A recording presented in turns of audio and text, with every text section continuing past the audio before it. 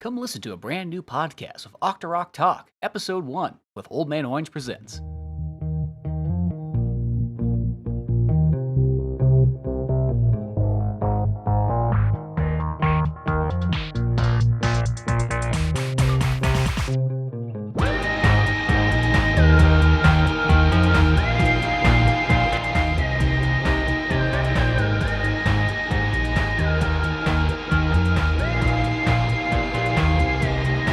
I've got my Indian vest and half a loaded gun. Not enough to make it out, it's just to get the job done. Cause in the wild, wild west, you gotta take what. Hello, I'm Ryan Dunnigan, And I'm James Artville.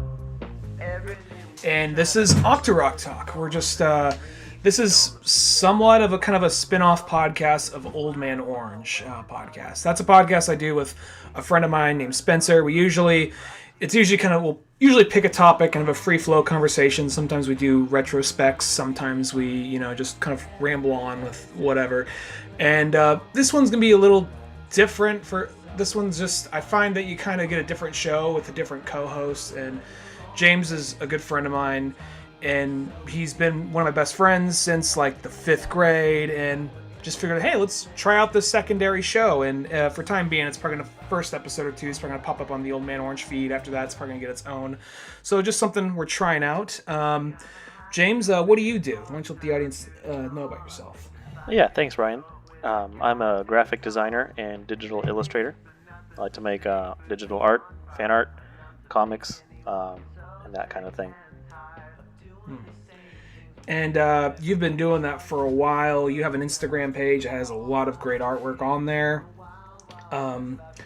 And from there, it just a little bit ago, you were actually, it's one of those things like, we met back in the 5th grade, and it was one of those things where we stayed in contact. You actually moved to Oregon like around a little after the 6th grade, and then since then we stayed in contact. And it'd be one of those things, we might have not kept in contact for like, almost a few months or something, but then after a while, one of us would reach out. So it's been going on ever since, we've both kind of gone different directions in our lives, but still stayed in contact. And a little bit ago, you came up and visited San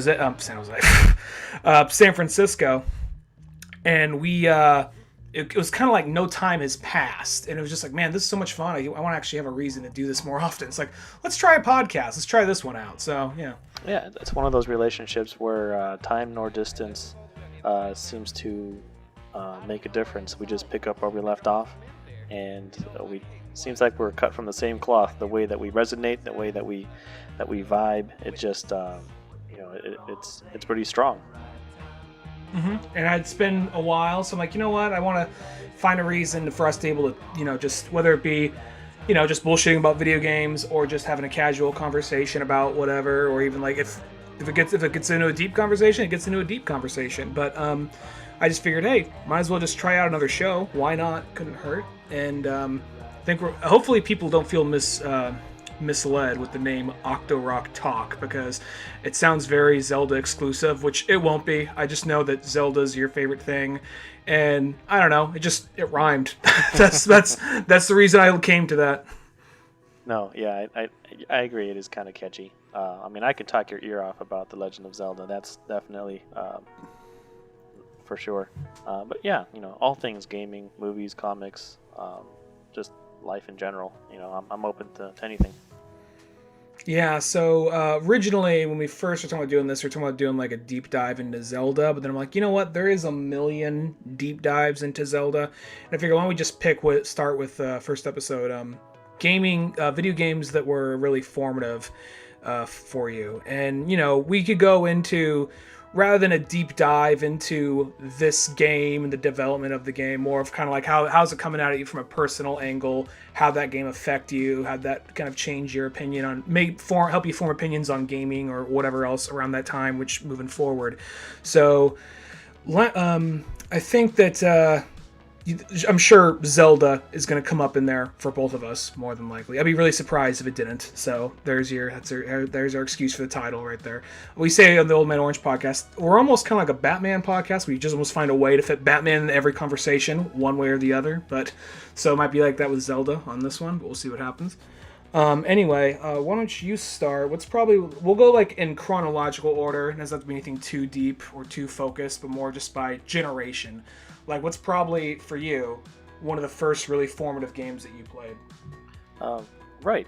I mean, you and I were, we're millennials. We were born in the '80s, grew up in the '90s, so we were kind of like the ripe generation for home consoles. The NES came around and saved the industry.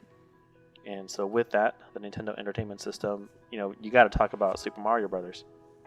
That game obviously came, bundled with the system, flew into, millions of households, and just it changed the generation. Yeah, and Mario, probably, like, I think two of the first things I was into as a kid was Ninja Turtles and Mario. And I still like the Ninja Turtles. I'm not like a diehard fan of them anymore, but I still like them. Like, if a movie comes out, I'll check it out. I'm kind of curious with the comics every so often.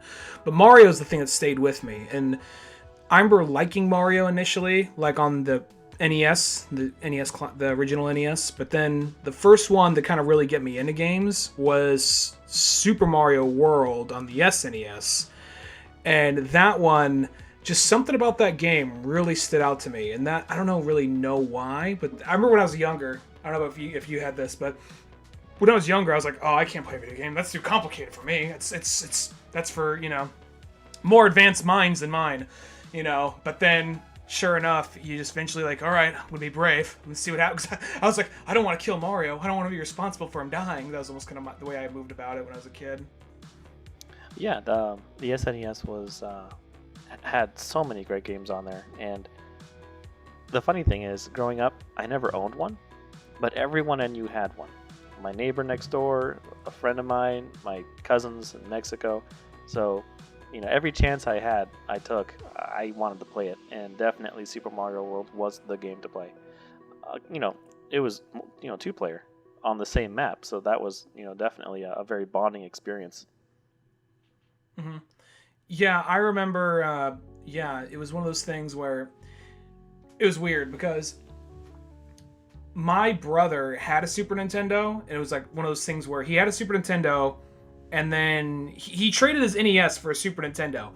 But the person who had the Super Nintendo originally, they got confused on which was which. They honestly didn't know the difference between the NES and Super Nintendo. It's just like, you guys already had they literally got confused which one they had.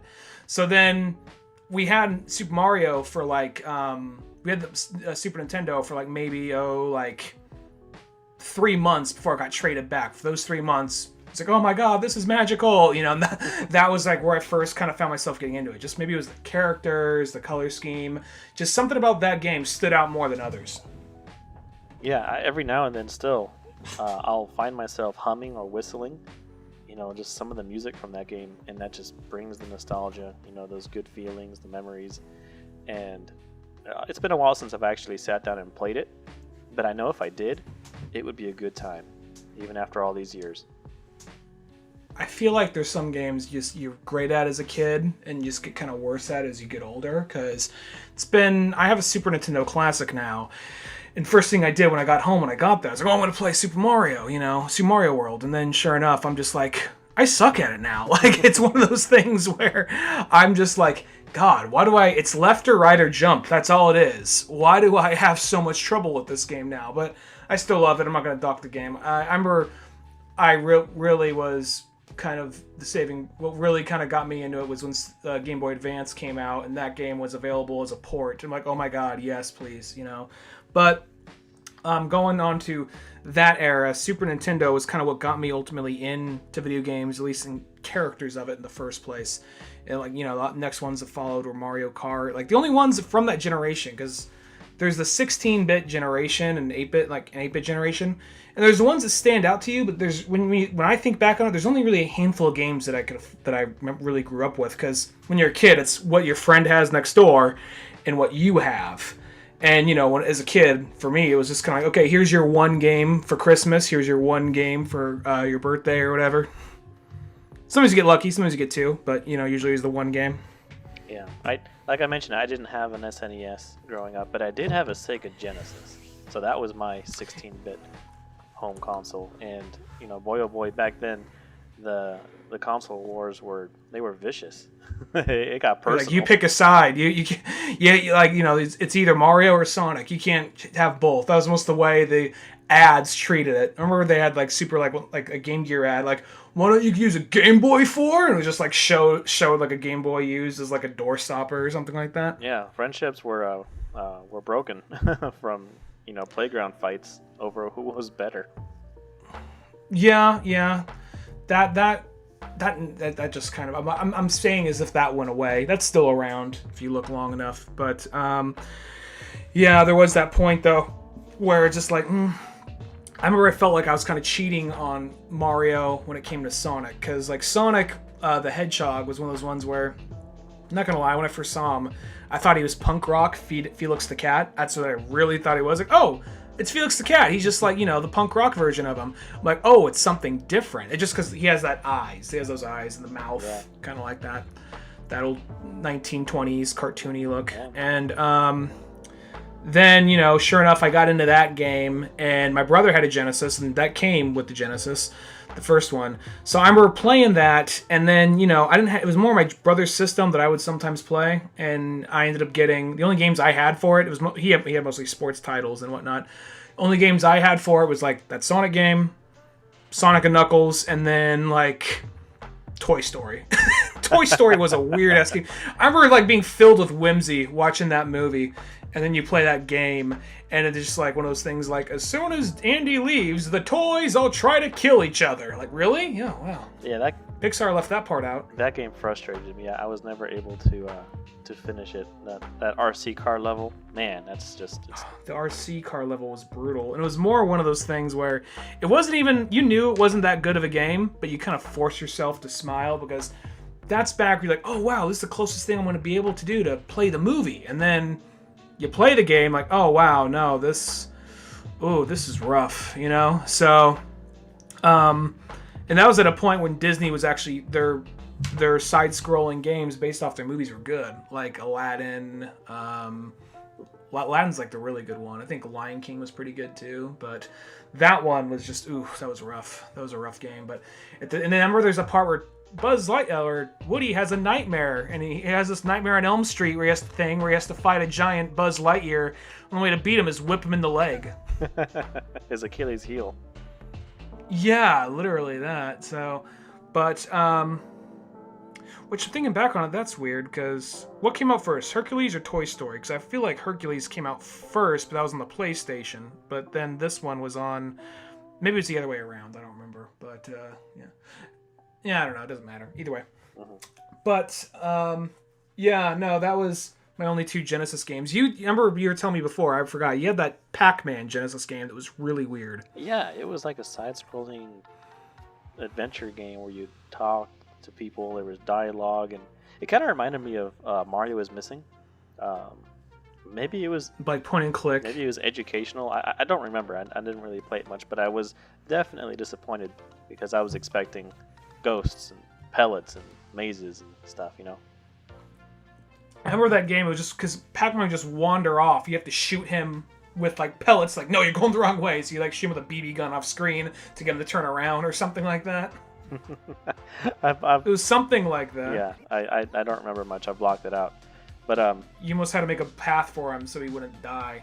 I wonder how similar it was in Super Smash Bros. Ultimate. There's a Pac-Man level called Pac-Land. And that's a side-scrolling level, and it's horrendous. It's one of the worst stages in the game. Like, look, we felt it was important. We stay true to the original shitty game that came out. I guess so. They found it appropriate to bring it in. Well, I think like, well, what do we got? How many Pac-Man stages can we have? Well, we got this maze, we got that maze. Like, oh, I think we have to do only thing we can do. Like, yeah, if we're gonna mix it up, which. We got to go into Pandora's box here. They turn two keys at the same time. Like, all right, here it is, Pac World. Not tournament friendly, that's for sure. Yeah. So that one, I remember, for me, that was... Well, I remember that was when I played at your house. I think we were both... I think you weren't even like, dude, you got to check it out. You're just like, it's weird, but here, just see for yourself. And that was at 5th grade when you just kind of liked anything thrown in front of you just about. Yeah. I had a A few other games like Star Trek: The Next Generation. I think I had Altered Beast. Mm-hmm. And that. But yeah, you oh, go ahead. Sorry. Hell, I mean, now I have the Sega Classic, so all those games on there, and it's just a great way to relive those memories. But the best thing that I remember about my Sega Genesis was taking it to Funko Land, selling it, and taking that money and buying Super Smash Brothers for the Nintendo 64. Best decision of my life. Yeah.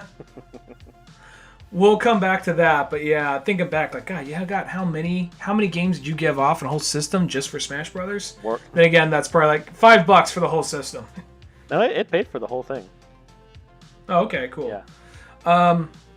Ember, if we're going in chronological order there, I guess the next thing up for us is kind of PlayStation 64 era, which obviously the big ones for that are like, I didn't really have a PlayStation. PlayStation was definitely still the enemy to me at that time. There were still friends that would have one, and you may play this game or that game at their place. But I remember I hated Crash Bandicoot just because he seemed like a dumb, inbred version of Mario and Sonic. He had he was trying to go that kind of wacky, kind of Sonic aesthetic, but then had the Mario kind of platforming that was kind of more narrowed down. And then just I can't get behind. I can't get behind this guy. I just can't. And plus, I think it was one of those things I saw. There's some magazine. Oh, this is all it would take when you're a kid.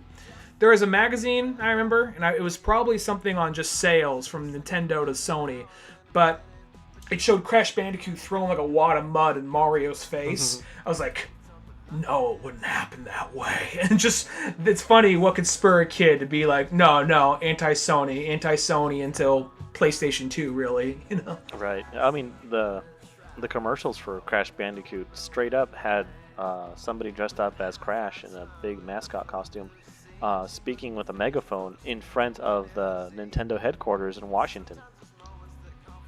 Yeah, I remember that. And just be like, yeah, man, I Crash Bandicoot's trying to have this weird comeback now, and I'm guessing a couple of games have come out, so I guess it's doing all right. But I kind of like how Crash now has games on Nintendo platforms. Well, look who came walking in. It wouldn't surprise me if he turns out to be one of the upcoming DLC characters in Smash. Don't waste it on that. Really, don't waste it on that. I was already kind of like, oh, this Persona, this little emo kid for Persona 5. No, I'm not interested. Well, you never know. They have Sakurai has surprised us more than once. Well, he came out with Piranha Plant of all characters. Really, Piranha Plant? So that made us think, well, it could be anything. But yeah. But anyway, yeah, going into Genesis era and 64 and PlayStation era, all that. I think the first two big ones for me personally that are on that list are Mario 64. There's something, it didn't really have that oomph that Mario World had for me at first, but still it was a big deal. The level of the jump that game made, for all because before when you're a kid, you can kind of see that this is something different. This is a jump from what it was, but there's that point when you're younger when oh God, what's over this hill? And you just spend hours just trying to get over this one little hill, thinking you're gonna come across a secret level because you don't realize how games are made. Oh, it's just an infinite abyss of a cliff, and yeah.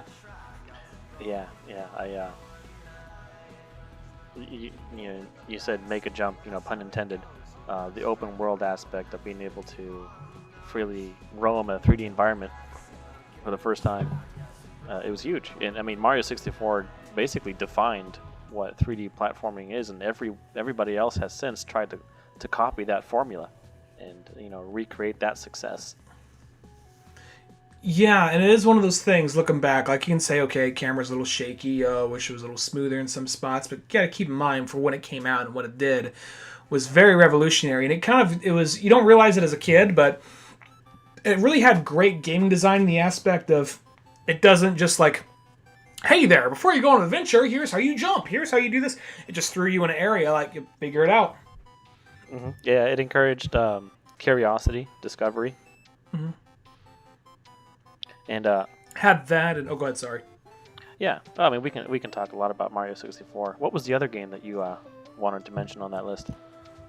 Well, I mean, probably more than the two, but I mean, like Star Fox 64 was definitely a big one for me. It was just that massive jump into like, oh my god, wait, they're talking, and then that game had just a massive impact on me, just as a kid. And no other Star Fox game has been as good as that one, in my opinion. But still, there's been good ones. People want to discount like other ones. Like I think that, well, I don't care about the Adventure Planet, Dinosaur Planet one, but I really did like Assault for the GameCube. Even though that one wasn't perfect, it was still a fun game. But none of them have reached that level that Star Fox 64 did. There was just something. It's really Nintendo at that time had a good eye for simplicity, but knowing to amp up this over here or that over there. You know what I mean? Kind of give it its own signature. Yeah, the 3DS remake was a pretty good game too, just as good or better. And the reason is because they didn't change the control scheme. They didn't change, the levels. It was already, such a good game to begin with.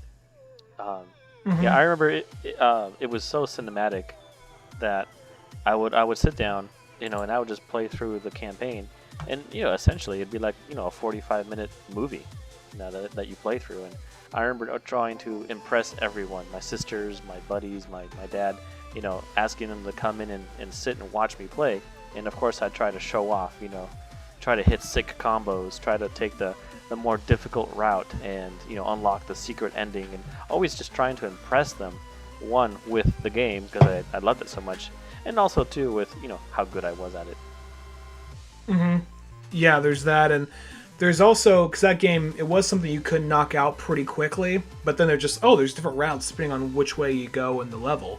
And I remember something with that game, because when you play it the first time through, just straight through, you're like, okay, you fight a big giant space robot, then his face appears at the end. Oh, I'm still out there, you missed me, And then you're like, wait, what? And then you just notice little things here and there. You go about that, and then, you have the thing where, wait, the ghost of your dad leads you out, and it has this whole, it got all really Star Wars. I mean, it's already in space with spaceships, but I mean, Star Warsy and like the Force Ghost kind of, like, your father died here too, as you will. And as a kid, you're like, oh my god, there's a narrative plot there's a narrative like plot through this. It's oh my god, this actually, it feels kind of like a movie. Now like every game does that, but at the time you're like, oh my god, this is like groundbreaking in storytelling. Like not really, but at the time it was like a big jump for you because you weren't used to seeing that in most games around there. Yeah, and PlayStation, because it was CD based, they definitely had the upper hand when it came to audio. So N64, a lot of those games, it didn't have the capacity to include so many voice tracks. So that again made Star Fox 64 stand out amongst other N64 games for that very reason. That game was also the source of a lot of people just debating a lot. I remember on playgrounds, just because I had one kid who thought that all the characters were robots. Like, no, dude, they're animals. No, I'm pretty sure they're all robots. Maybe they're robots underneath those animal skin or something. Like, why would you say? Because when you like run, like kids would see one little thing, and they just run with the rest of it. It says, well, you're in the version because there's a thing where you could be them just on the ground, and they do that weird like Nazi walk where their legs go all the way out in front of them, and running with a bazooka. And I remember when they die in that, they kind of like go lopsided, like their ship about to crash and they explode. There's no gore, just exploding. And then like I remember she's like, "Really? That's your basis for their fucking robots?" He's like, "Yup." Like, all right. Sounds like a game theory to me. Yeah, it's one of those things. But I remember there's a whole thing where they have amputated legs in older games, but they kind of discontinued that. Yeah. Do you know that one? The robot leg things? Yeah, the models, the clay models from the first game, they all had very metallic looking legs. I think it was something like there's something in the lore at that point where if you're going too fast, that like blood would rush to your legs. So something about those robot legs or something was supposed to counteract that or something like that. But I don't know. That's just something I remember hearing. And they just like, nah. Having animals cut off their legs so they can fly spaceships sounds like it's too much to explain to a kid. They're just They're just animals. Yeah, obviously people are looking into it more than it's necessary. So, we've Yeah. already been talking for almost a half an hour here, and we haven't talked about Zelda. And Yeah, partly because, we were building up to it. when it came to the NES and the SNES, I missed out. I never played those games, those Zelda games. My first entry into the series was with Nintendo 64. So the first time I picked up a controller, I think it was at the shopping mall. It was a demo. Kokiri Forest. Here is this kid in green with a sword and a shield, and it was the best thing ever. It was like all my fantasies lived out right there, on that kiosk. And Ocarina of Time still to this day holds a place in my heart as one of my favorite games of all time. That one right there was a big deal when it came out. And I, too, did not grow up playing the original Zelda games. My brother, I think, had the gold cartridge one for the Nintendo. But that was one of those games like, oh, this game's too hard for me. But now going back, I could probably go back and enjoy it. I actually enjoy more probably top-down view Zelda games now than I do more 3D ones, maybe with the exception of Breath of the Wild. But that one right there was such a massive jump, because I think it was, I'm not going to say the only game Nintendo had that was very narrative, but I think it was the one that felt kind of like something on a Lord of the Rings level, not just because it's, not just because it's fantasy, but just because it was this massive story that was very cinematic. It felt like you really were accomplishing something by the end of that game, and you were engaged throughout the stories and the characters. Yeah, definitely. And the music, too. I mean, that game has some rockin' tunes. Mario does as well, but I find myself on Spotify listening to orchestrated and remixed and rearranged music from The Legend of Zelda, and it's one of my, my go-tos on my playlist. Yeah, if I got to do some writing and I just want to listen to some music and I want the lyrics to kind of get in the way, every so often I might look for, like, I honestly don't know the names of most of these artists, but like lo-fi artists or something like that, just to have something playing in the background. And there's a Zelda one called Zelda and Chill by, I think the guy's name is Mikel, something like that. And that's really good. It's really good. It has a lot of the classic songs, just in a chill, lo-fi beat, and a lot of it, of course, comes from Ocarina of Time, which is what I think turned a lot of people in our generation onto Zelda. I mean, you already have kids that grew up playing Link to the Past in the original, but at the same time, I think that was the one that really, like, oh my god. It was kind of like, really, people kind of think, almost, despite the name, Grand Theft Auto 3, like that was like... They almost kind of did forget the other Grand Theft Autos beforehand, where it's like this little top-down view. Yeah. It was kind of weird and hard to control. And then you get to the Grand Theft Auto 3, like, oh my god, all the things you can do in this game. Then Zelda's kind of that same jump, minus the killing the hookers and selling drugs. But I mean, it's like that same jump, where it's this top-down view, felt kind of restrictive, but still was fun. And then it kind of goes on this huge, epic story. One of the reasons that I love it so much was because the previous games were pretty cut and dry as far as a storytelling perspective, as far as being a fantasy genre.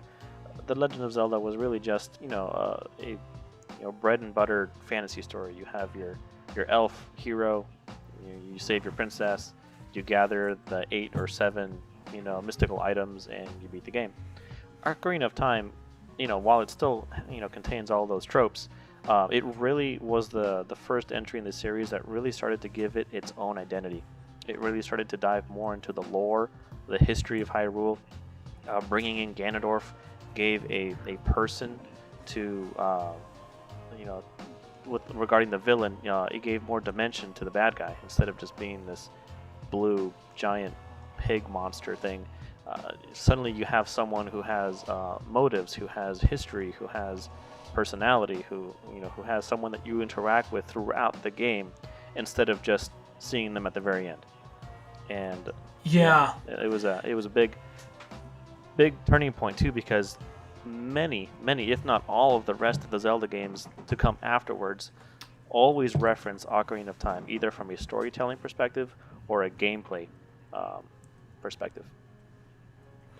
The thing about Ocarina of Time, I think, you said it became more of its own identity, because when you look at the first couple of Zelda games at that point, they're more of like, the way I can tell at least, they come across as more of like a Japanese dude's interpretation of Celtic lore. Like, oh, okay, a little bit of Sword in the Stone, King Arthur, some, like Irish stuff in there too, maybe. And then it jumps over to Ocarina of Time, and that stuff is still there, but then it kind of builds up more and more. And, because I'll be honest, I was never really into a whole lot of fantasy stuff. The only fantasy thing I was really ever into was I don't know, I said Lord of the Rings. I like Lord of the Rings, but the only one I was really, really liked is Legend of Zelda. And something about that, the way it all is, it feels more like its own world than this like medieval fantasy thing, if that makes any sense. You know what I mean? It feels like it's more of its own world than just kind of like just another dry and cut fantasy adventure thing. I think because maybe it's the species, like the Zora, the Gorons, the what are the Gerudo? I always mix those two up. And there's plenty more, but yeah. And then, of course, Majora's Mask was definitely a underappreciated sequel, but I love just how psychological it is, how deep it is, how emotional it is. It's very short, but it is very dense and multi-layered. And I don't think it gets enough appreciation. It's a game that's more looked upon more fondly now, especially just because it's, I think when you first want to just play through it, you just want to get through it, but now you realize, oh, there's so many things, just go explore if you rewind time back. And then it's really about like what you have 3 days left to live. How do you spend it? So just that idea of you seeing different people, like some people are just being kind of like, hey man, whatever happens, happens, I guess. Nothing we can do about it. You get some people that are genuinely afraid and just kind of just preparing for the worst. You get some people that don't care. Then you get other people who are just like blocking it to the back of their minds. I want to say there's one guy that was working on something, and in the last day, he's still working. He's just working faster. Like, there's nothing to be worried about. Nothing to be worried about, So, but I just want to go back to Ocarina real quick.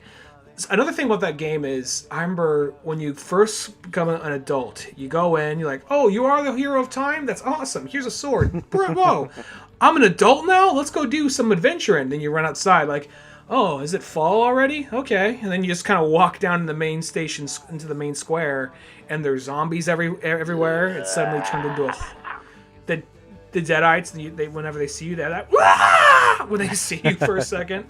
The first time that happens, you jump, like, what? And I was like, oh, okay, I don't remember this here before. So it was one of those big jumps, like, narratively, and then you go, like, oh, wow, 7 years in the future, everything's messed up because of Ganon. Like, this awesome lake is almost drained. All this stuff is just, like, just almost falling apart. Like, it's almost like the world's about to end. And then you go over to, going back to that, you go back to Majora's Mask and the idea of, like, the world is ending. And, of course, you save it by the end of the day, but that's just a kind of something that's deeper than I think a lot of people realize, because a lot of people just kind of played through it. I don't think they went and checked out what all the other characters were doing. And, man, time travel. I love time travel. I love, movies that are time travel. Even if it doesn't make sense, it's so much fun. So, again, that's a plus for the game. It has time travel. Both of them in different ways. Yeah, it seemed... Yeah. Did Link to the Past? I'm assuming that had time travel, right? You went to the Dark World. It's a parallel world, but there was no time travel involved. Even though the title has the word "past" in it, no, there's no time travel in that game. Oh, okay, yeah. Well, it's interesting. You know how? Did we talk about how the idea or part of the theme for Majora's Mask happened?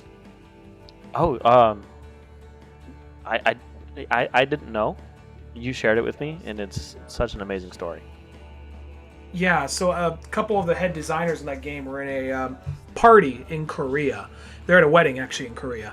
And it was right when North Korea was doing, like, they're flexing and just shooting missiles off over them just to kind of, like, intimidate them and test weapons. And granted, all the weapons flew over them. Like, oh, wow, well, they're really screwing with us right now. They're shooting weapons over us, and we're in the middle of a party. Everyone's having a great time here, but we're all just trying to kind of block it out. Like, everyone's having a good party. Everyone's having a good time at this party. At any moment, it could end, and they're all just trying to block that out. You know, just that idea. And that's like, God. So what if we take that concept and put that into Majora's Mask? I'm like, yeah, it kind of shows through. Knowing that game makes a lot more sense. Like how they probably looked at, wouldn't surprise me the least bit if they looked at how different people were interacting at the party, you know? Yeah. Some people, live in denial. Some people obviously are, anxious and stressed out. Others are angry and upset. And yeah, you're gonna get a spectrum of different reactions. Mm-hmm. There'd be that one dishwasher who's like, look, it might be the last night in the world for us. We might as well go home. Like, hey, man, if the bomb comes down, we're all going to die anyway, so might as well just get back to washing those dishes, So... Yeah, probably one of the saddest parts in that game regarding Romani's ranch, the two sisters. Oh, yeah, that's the one. Yeah, the Romani milk is, it's milk, but they make a point to mention how this is specifically for adults. Alluding to the fact, that it's a kid-friendly version of basically alcohol.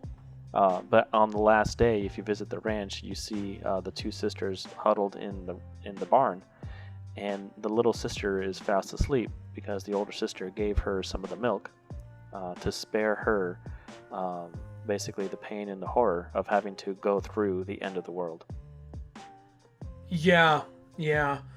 That right there is, that's a heavy theme right there. Especially whenever you just look up, like, oh, did the moon always have that creepy ass face? All right. Apparently it did, because if you play the game and notice people's reactions, nobody says anything about the moon having a face. Everyone's freaked out because the moon is getting bigger. That's the thing that is scaring everyone, not the fact that it had a face. Mm-hmm. I think it's always had a face. That's just... this isn't Hyrule. This is obviously a different world, so they probably have different laws, different physics, different expectations of what is normal. I assume this game also is probably what inspired a lot of kids. This is probably one of the first, I guess, the overall theme of the game and other things that happen in it makes it feel a little bit more like a horror film or a horror story. So, aside from the whole theory that Link might be dead, there's other things. There's the Dooku who you become. There's some Dooku out there that's looking for his son, and at some point you pass by a random just shrub that's all petrified, and then it's later implied that that's that guy's son that went missing, and that's, you have his face or whatever. So there's sometimes there's some really dark things like that in the game. But then there's also I feel like that went on to inspire a bunch of weird little kids to make creepypastas. Yeah, those mask transformations, they were painful. Link would scream in agony every time he transformed. It hurt. Mm-hmm. Because it was even hard to watch every time, because he had his eyes would be pitch black. He's it's sinking into his skin. Yeah. Gee, okay, all right. Not every time. It's basically like possession. Every one of those transformational masks contained the spirit of a dead person. Mm-hmm. Which makes sense that the DQ mask that you get from the beginning came from somewhere. I'd love to theorize about the fierce Deity mask, because where's the story there? Where'd that come from? Yeah, I don't remember the whole... I actually never finished Majora's Mask, but I've seen other people play it. I think it was you, actually, who I watched beat it. So it was one of those things, just the saving aspect was the back and forth. Every, 3 days, you have to rewind time, so you had to hope you beat this level quick enough or something. But no, that game still is... I think the 3DS thing apparently fixed the 3DS port apparently fixed the saving states of that. But no, I would like to go back and play that game, because that is a game that I remember leaving an impact when I did play it. Mm-hmm. Okay. So I think we'd be remiss if we didn't bring up another game around this era, Smash Brothers, which formed a lot of friendships, also ended a couple friendships, caused a couple fights too, but same time though, it was all worth it. I'll say it's worth it. Yeah, I say I love Zelda, I love Mario, I love Star Fox, and bam, here you have this game that has all of that and then some. Yeah, it was just like a dream come true. Smash Brothers, because I remember that was one of those things, like, what, they were coming out with a fighting game where you play as Nintendo characters. I remember that was one thing that just blew our minds.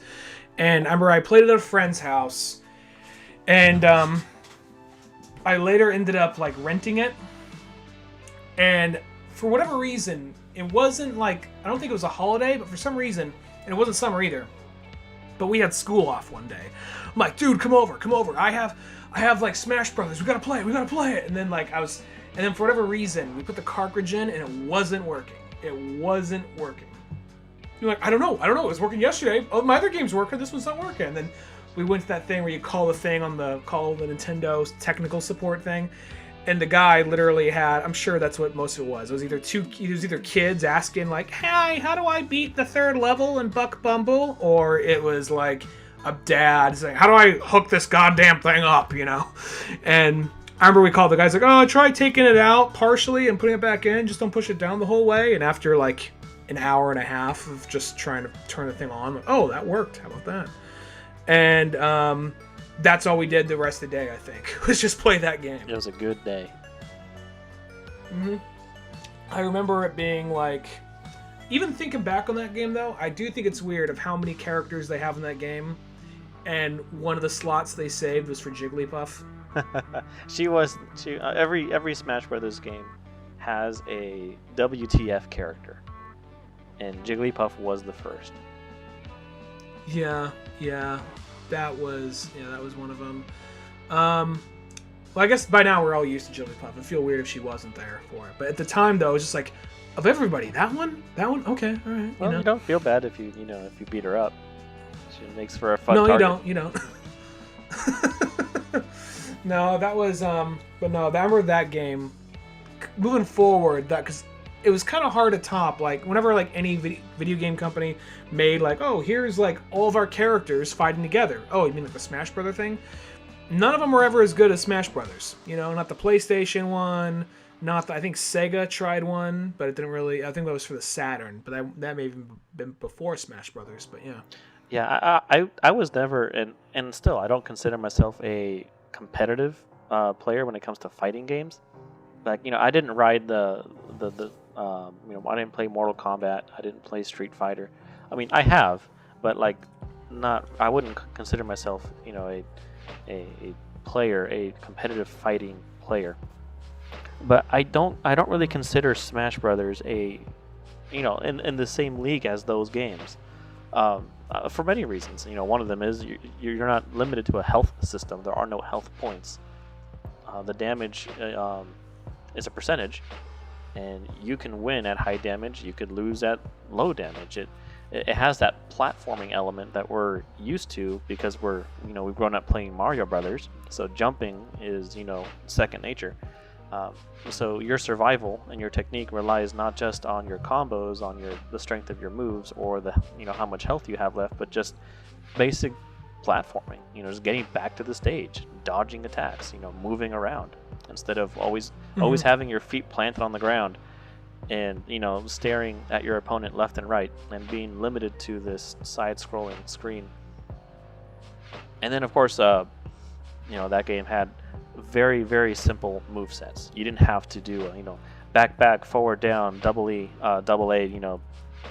It just, those got really, really intricate, hard to memorize, to master, and it became difficult for new players to feel comfortable playing. But Smash Brothers just took that all away, and the most complicated thing you can do is move the joystick and push a button at the exact same time.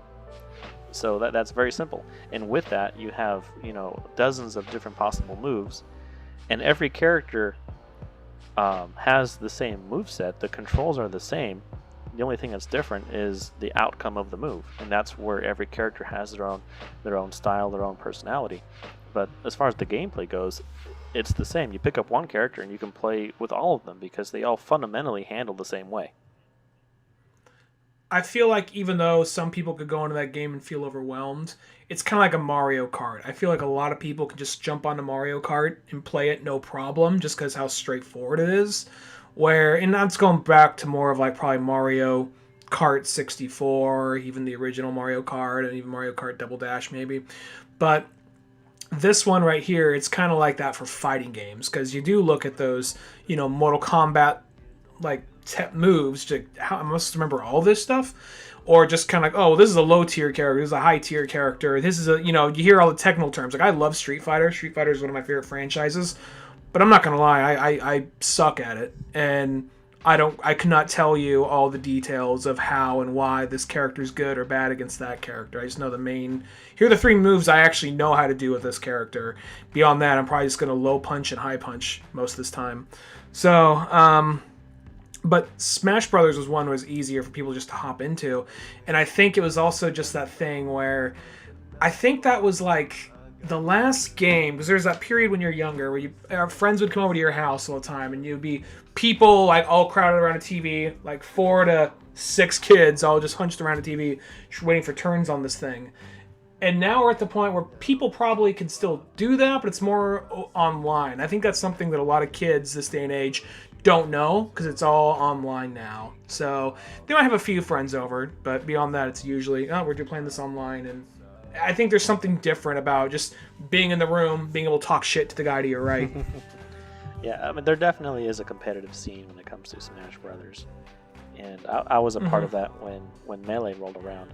I went to a few tournaments, and yeah, that can turn away the game for some people, getting too technical, being overwhelmed by those who know how to use and abuse the system. Yeah, how far did you get in that tournament? Oh. Not very far. I did better at Mario Kart 64. I got 2nd place in that. Oh, there you go. There you go. I'll think I'm doing really good. I haven't played, even Super Smash Bros. Ultimate. I really like it, and I'll play it a lot, but it's more of I don't know. It doesn't have that same effect, because it's not I think it's more of an age thing and more of a social thing. Because something about that, it was about going over to your friend's house and playing it. And I can get on there and play the game with strangers, but do I really want to get my ass kicked and have someone talk shit to me who's a 12-year-old? No, not really, So I rather just, it's one of those games that I think no matter what, I think they're gonna have trouble coming up to the next one with because they said they don't think every time they're gonna put in every character that came before. That's more for this one. So we'll see how whatever the next one is, probably 6-7 years from now, maybe, who knows. But yeah, that game had a huge impact on me. What about I think we can't go without this era without talking about different console but same era, Pokemon. Oh yeah, we didn't even touch about the Game Boy. Yeah, so the only Pokemon games I've ever actually played are, Red and Blue, or some variation of them. Like for instance, I got the Let's Go Pikachu for the Switch, but that's basically the same game as Red and Blue. Yeah. But yeah, taking that Game Boy on a playground was risky. You were rolling the dice there, because if you got caught, that thing got taken away from you. There was that. You also had... That was another thing that created a lot of... Because Pokemon was a big part of it, was the social aspect. And it was before internet was readily available for everybody. So people will say rumors, but the thing is, you didn't know if they were telling the truth or not, so you just have to go off of that.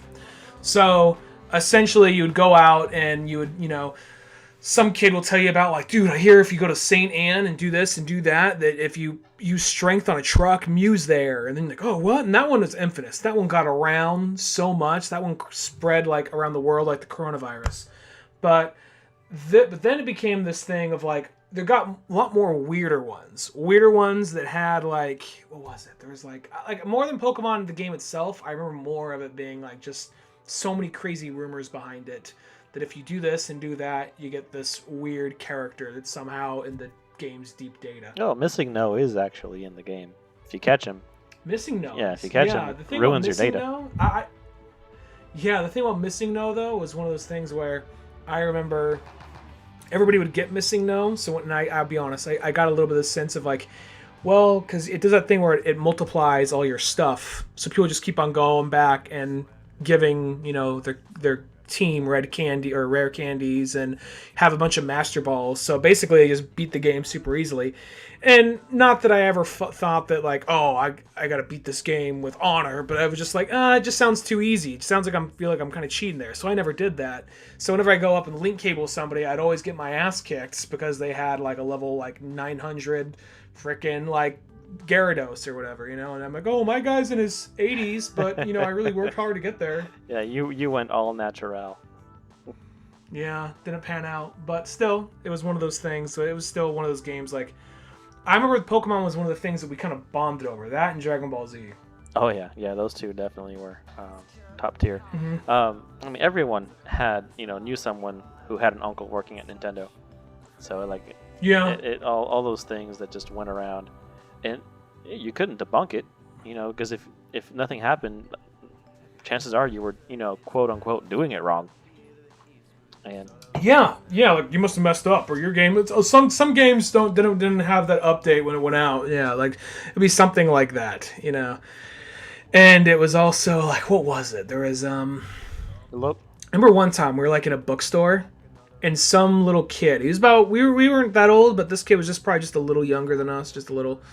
Walked up and we were talking Pokemon stuff. He says, "Oh, there's a way to capture the Pokegods." The what? The Pokegods, yeah. So then he gives us this long, ridiculous, convoluted thing. Like, a place where you catch their Zapdos, you gotta go talk to one of the goons in the third room in there, and if you do that, talk to him, then go over to this place and do this, they'll get something, and then you get the PHM for jump, and you go back to Pallet Town, and you jump over the fence, and there you get to capture, like, this totem pole looking thing, which is actually a god, or like, all right. Right there, that's where I'm like, I think this kid's lying to me. I'm not going to follow. I'm pretty sure this kid has to be lying to me because that just sounds way too complicated. And that's when I was really at a really gullible age too. So.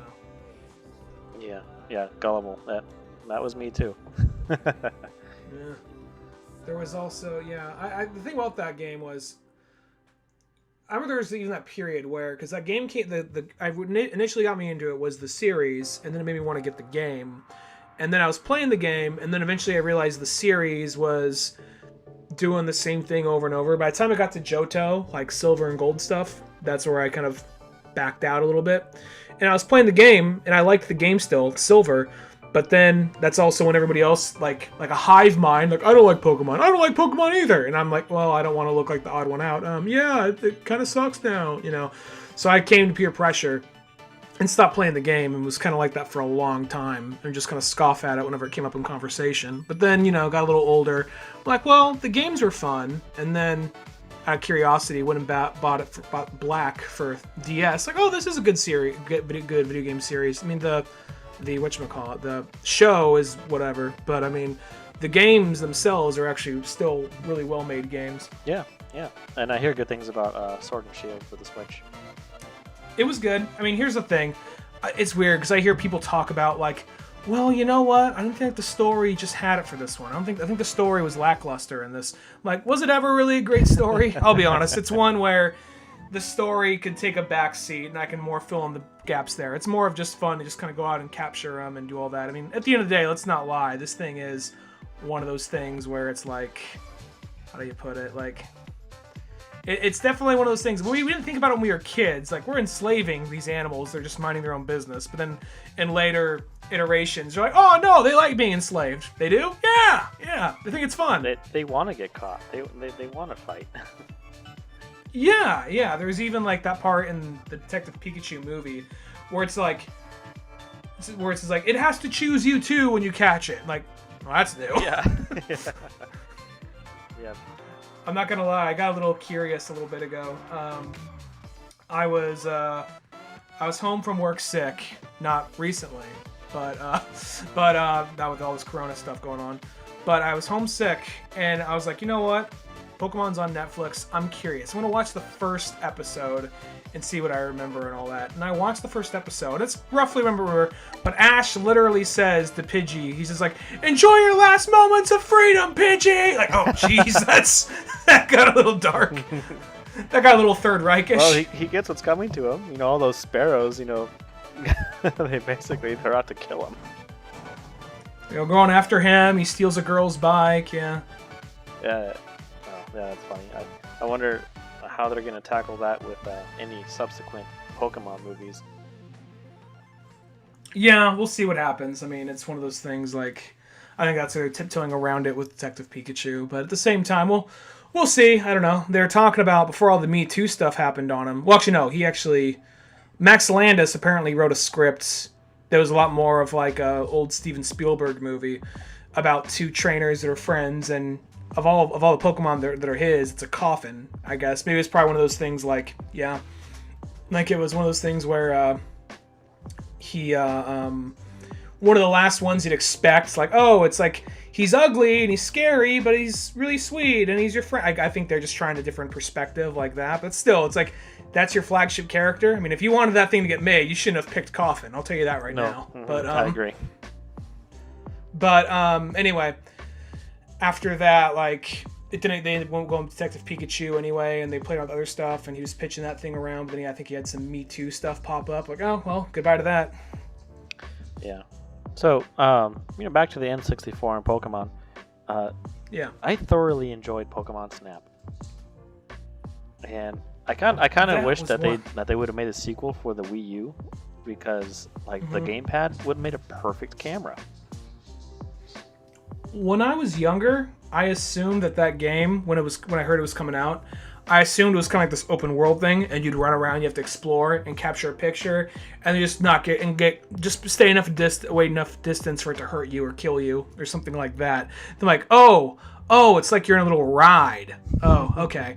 But then, you're like, you know what? It's Pokemon in 3D. I'll take it. Okay. I'm an A-type personality, so I played that game to death trying to get the best picture. Redoing the level over and over and over again. Perfecting every little mechanism to get the outcome for the highest score. So that was me.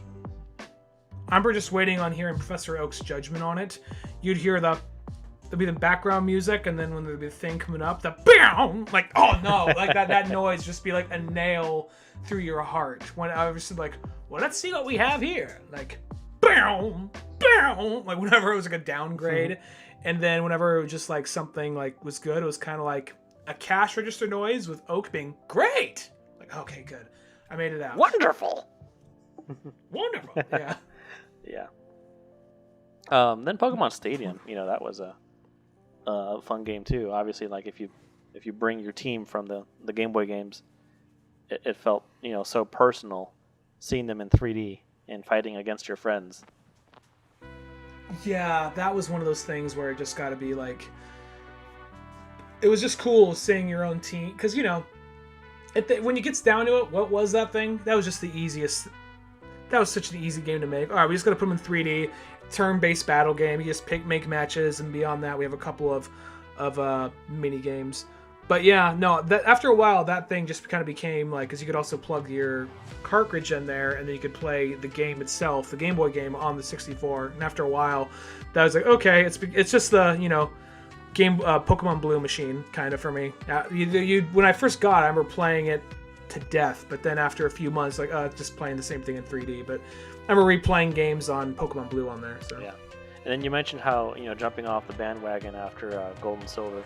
When the Nintendo GameCube came out, there was a handful of Pokemon titles on that, and I missed them entirely. I didn't play any of them.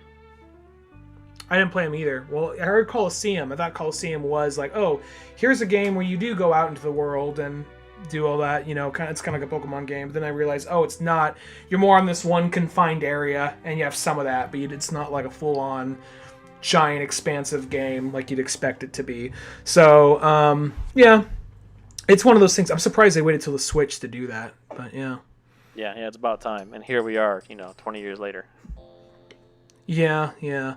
But no, moving forward, and we're going to go from like Pokemon to like, I think another game that had a massive impact on me was Metal Gear Solid 2. I remember we both had this mutual friend, and he was that kid who, he was probably maybe 3 or 4 years older than us, and he was that kid who would totally show you like, something you weren't supposed to see at that age. Like, he's the one that showed you Ninja Scroll. He's the one that showed you some anime that was super bloody and violent and had, like, you know, naked girls in it. You're like, oh my god, I can't tell my parents I saw this, you know. And he, like, you're like 9 or 10. He's like 15 or something. So he's just that guy. He's like, I'm here to corrupt the fellow youth. But anyway, he introduced me to Metal Gear Solid. Remember, he had Metal Gear Solid 2, despite what I said, he was a good guy, but there's just that thing, you know. Anyway, there's Metal Gear Solid 2, and I remember not playing Metal Gear Solid 1 and watching him play 2, and just being like, oh my god, this game's amazing. And then I realized, wait, my brother just got this for Christmas, and he never really played it. And then just, I remember going, when he wasn't in his room, just going in his room and just playing through that game and just being addicted to it. Metal Gear. Yeah, and there was that initial thing, even though I didn't have like as much of a close I liked Snake more. I thought he was cooler, but at the same time, I was like, I didn't play the first one. Like, oh, I'm not playing a Snake anymore. Okay, whatever. I wasn't like everybody else who was like, who's this guy? I was like, oh, it's this other guy. Okay, I prefer Snake, but whatever. Yeah, at least Snake doesn't do cartwheels, in the nude. Oh yeah, well he was still covering his stuff. He was careful about that. Yeah, very acrobatic. Yeah, that game was very... Thinking back on that, that's not the best of them, but it was still a fun game, and that was probably the game that got me into Metal Gear in the first place, so... Yeah. Oh man, I'm a big fan too. When Twin Snakes came out on the GameCube, that was definitely, a dream come true. It was my first Metal Gear game because, I never had a Sony PlayStation. So here was Metal Gear on the Nintendo, Even though that's kind of where it started on the NES, but again, like Yeah. I didn't play the early games, so when Solid came around, that's where we really fell in love with the series, and I couldn't play it, until years later they brought it to the GameCube. Yeah, I remember, because I didn't play, I remember seeing people play the old original one, and then Twin Snakes came out on the GameCube, and it was one of those things of like, okay, cool, so I get to play through the original, but Metal Gear 2 art gameplay, that's cool. I remember really loving it, and liking that one more than Metal Gear Solid 2. And then about maybe about a year ago, give or take, Spencer and I on the other show, we ended up doing like a retrospect on Metal Gear Solid, but I grew up playing Twin Snakes, not the one for PlayStation. So I remember like, okay, I was thinking the rules like, oh yeah, I can't do that, okay, whatever. And then when you first come out of that area where you're that little like place where you're swimming at, and then there's that one guard walking around, I'm like, okay, what I'm gonna do is I'm gonna do the little roll thing and like knock him out and take care of him from there. I'm like, oh, I was trying to do the roll, but I couldn't do the roll. I just realized I squatted down in front of him, like, you don't see me, and then sure enough, like that killed me a few times. And so I'm just seeing the context of the story, all those times Snake dies in the story, like, he's our best guy, he's our only hope. Like, what'd he do? Well, he just kind of like crawled on his stomach in front of the guy, hoping he wouldn't see him. I guess he meant to roll, but it backfired in his face. So yeah, we're all gonna die now. Yeah. I just think of it whenever you're like this legendary badass character in a game and you die so stupidly. I just like to imagine the narrative within the story of like, what's the report? Like, well, I know we spent a lot of resources getting this guy, but here's what happened. Roll credits. Yeah. Well, that was my idea. All right, Roy, you're fired. There's the door. All right. Nah. But then again, I also realized, God, this game was so much harder back on the original PlayStation, just with those graphics. Because we played on the PlayStation Classic. That's how I replayed it. So I'm like, okay, this is gonna take a minute to get used to. But eventually, there's a small little things here, and they're like, oh, okay, you just don't press on the button as hard right here, or don't do this like this. Yeah, so just small little things like that. Yeah. Yeah. But is there any other games that come to mind that were really formative for you back then, or?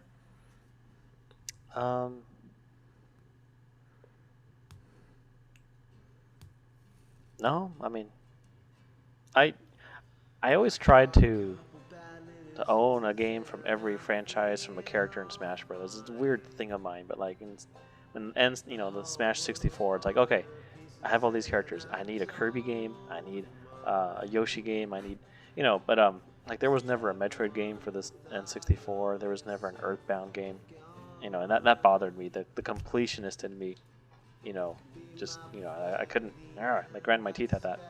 But then when Isn't it so weird they never made a Star Fox game for Wii? Or that is weird they never made Metroid for Nintendo 64. Yeah, well, I think they tried, but then they ended up moving it to the GameCube because of the timetable. The N64, was coming to the end of its life. Mm-hmm. And then when Sonic Adventure 2 came out for the GameCube, that was amazing. That was like, because I actually got a Dreamcast at the end of its lifespan. When you get a Dreamcast for like $100, and then most of the games are fairly cheap. So I remember like, well, let me get caught up on these, because Sonic I kind of fell off of because I never had a Sega Saturn, and they only made like 2 Sonic games for the Sega Saturn. They had like Sonic Jam, Sonic 3D Blast, and Sonic Jam was just a collection game. Oh, and then they also had Sonic R, which was horrible. So it was one of those things where just like, God, this is your mascot, Sega, and you never even got a new, fully complete mainstream Sonic game on this thing. But okay. But anyway, so for a while I kind of dropped off Sonic because he wasn't, I had a Sega, I didn't have a Sega Saturn, and then it's like, well, you know what? Dreamcast is cheap. I'm kind of curious about that. So I remember getting that, and that's actually, I didn't get into Street Fighter through Sonic. I didn't get into Street Fighter through like Street Fighter 2 like everybody else. I got into it through Street Fighter Alpha 3 and Street Fighter Third Strike, which I got for very cheap on the Dreamcast at that point since they're all going out. This is like going back to what you said about Funko Land.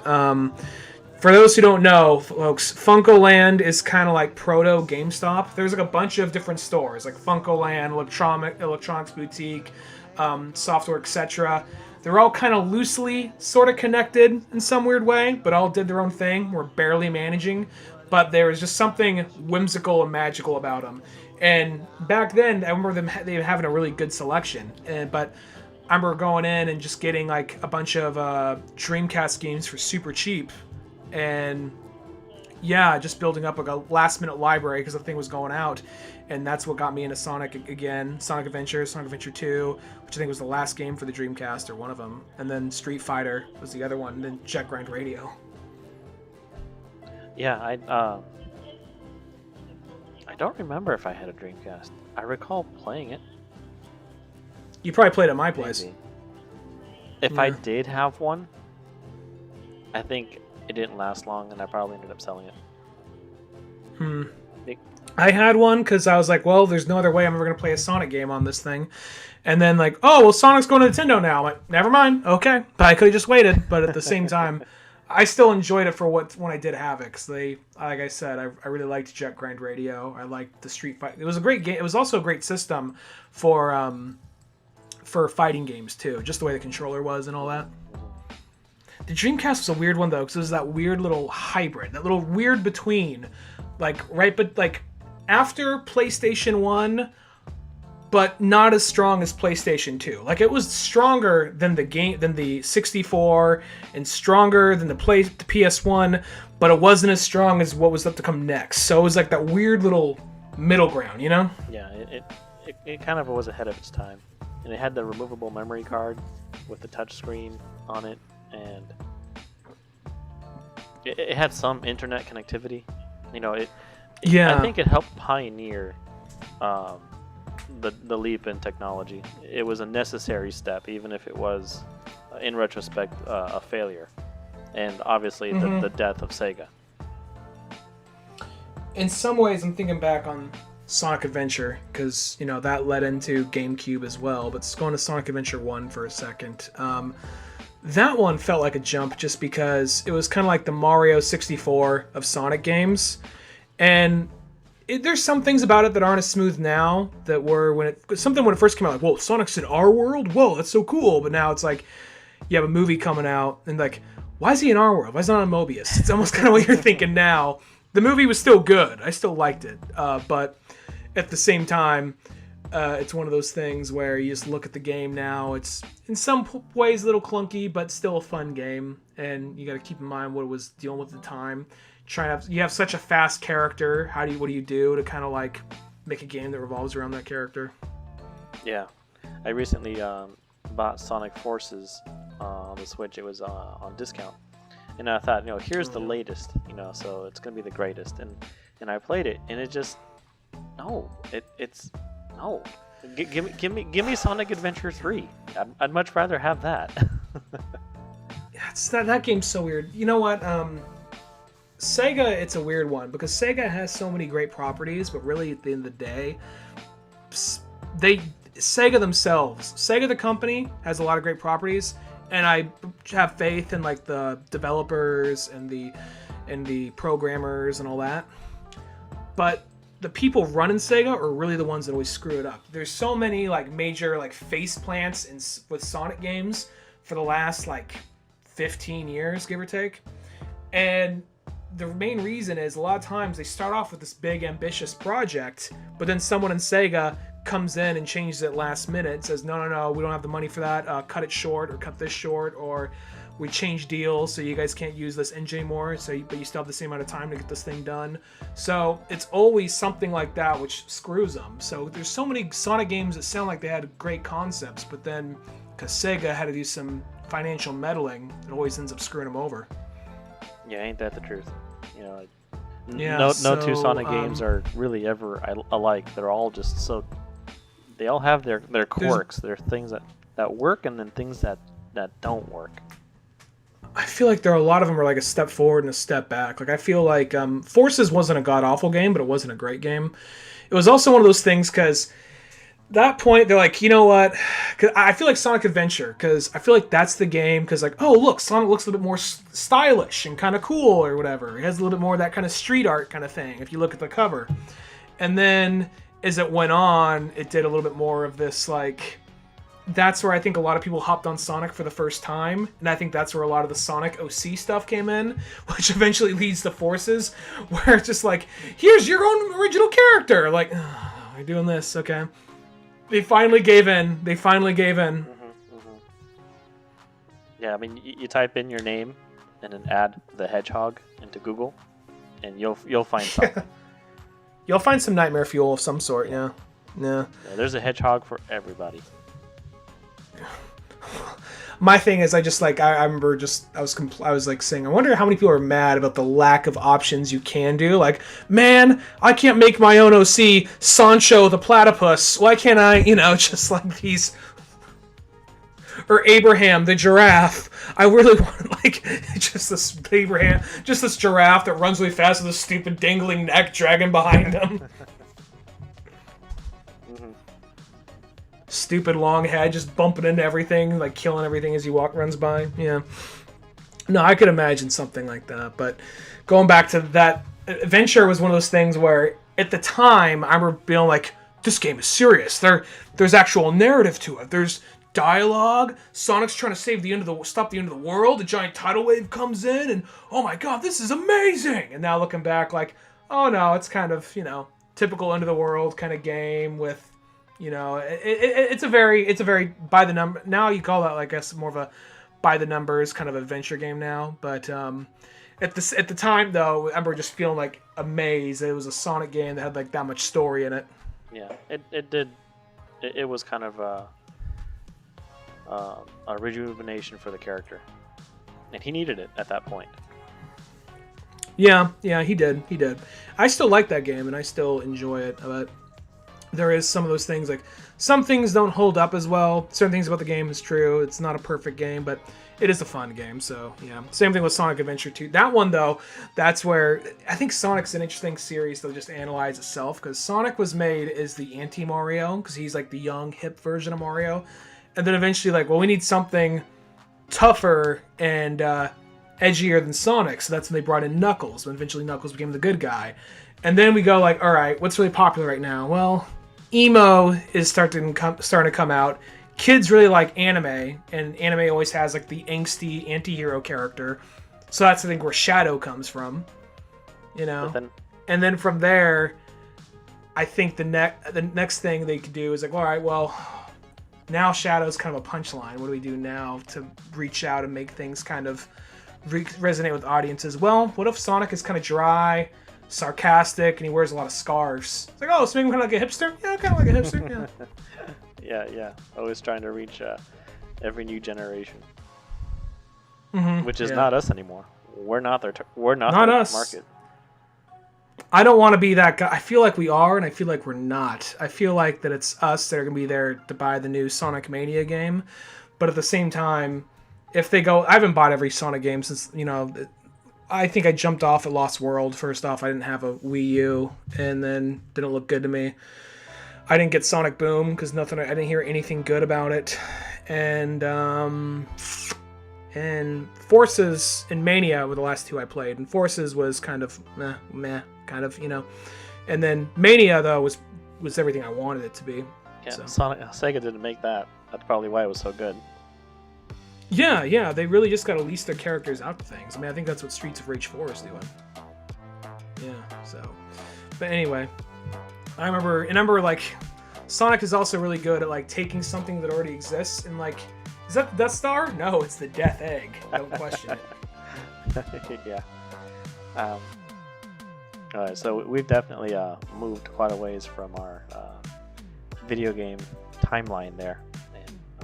I think that's kind of as far as it really goes, though. I mean, I think high school is still kind of formative. High school, middle school is still kind of like, who am I? I don't know. Let me play Sonic Adventure 2. I contemplate that. Yeah, but, in secret. You don't want people knowing.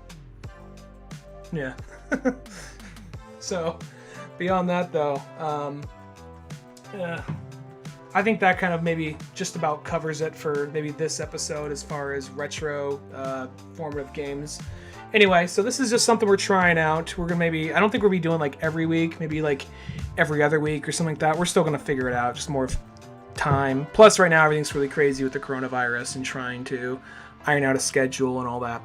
But time being, once again, like I said, just wanted to try out a new podcast with a close friend of mine since we'd hardly ever get a chance to talk anymore. So I'm like, you know what, this might be a good way to keep it going. So like to keep this going, so we'll see what happens. We'll see. It's all a matter of timing and availability, really.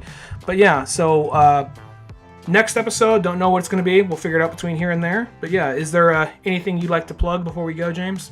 No, it's always a pleasure to catch up with you, to talk, our nerd heads off, and to catch up, be silly, be stupid, waste time, and hopefully waste other people's time too.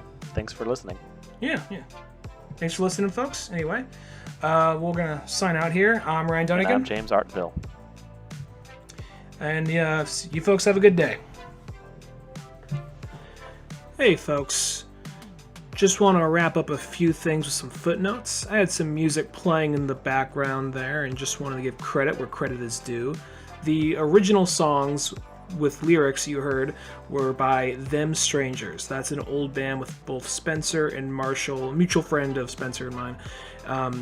The band's no longer there, but their music could still be found on YouTube. I don't know if they still have a SoundCloud or anything like that, but music's still on YouTube. They're a good band. Give them a listen. The other music, the video game remixes you heard, were all done by Game Chops, a music label all inspired by video games. You heard different remix tracks from Mikkel's Zelda and Chill, Hellient's Mario and Chill, a few Sonic songs by, I'm going to butcher these, I'm sorry, Robekta, Robkta, and DJ Joe, and the last one, Absurdist, Absrdst, from the album Spin Dash and Spin Dash 3. We'll try to get another episode for you soon. We just got to iron some things out the schedule with all this corona stuff going on. But anyway, you all take care and be safe. Thank you for listening.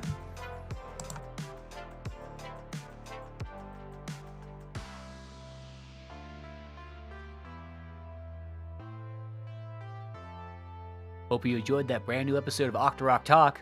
Look for more zany fun at oldmanorange.com for more podcasts, comic books, cartoons, and all that other fun stuff.